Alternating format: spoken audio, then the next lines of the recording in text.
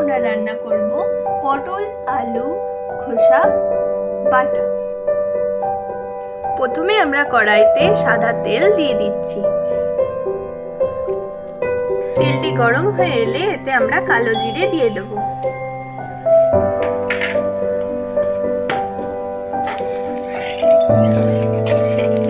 এরপর এটি হালকা হাতে নেড়ে এতে আমরা খোসাগুলি দিয়ে দেব।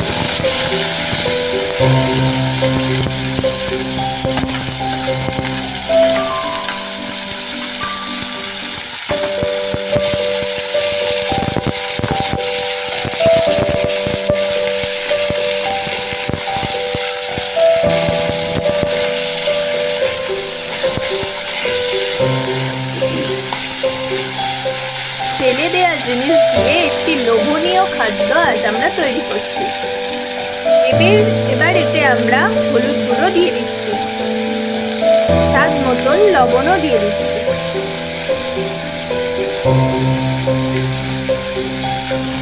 এবার এটিকে আমরা ভালো করে নাড়াচাড়া করে দিচ্ছি।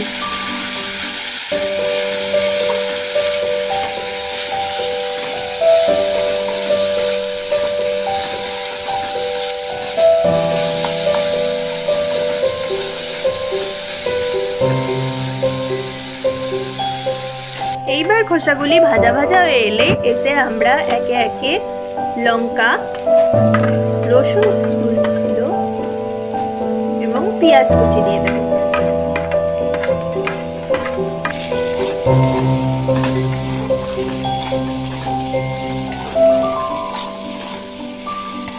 এবার এতে আমরা পোস্ত দিয়ে দিচ্ছি।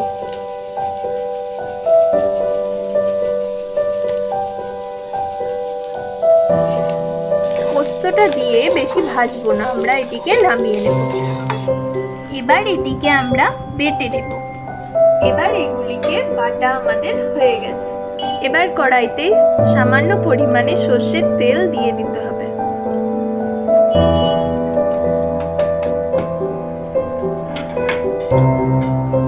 তারপর সেই বাটাগুলিকে এর মধ্যে দিয়ে দিতে হবে।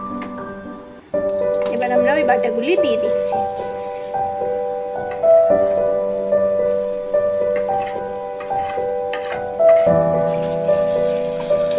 এবার এগুলি যখন একটু ভাজা ভাজা হয়ে আসবে তখন এগুলিকে আমরা নামিয়ে তৈরি আমাদের পটল আলু খোসা বাটা।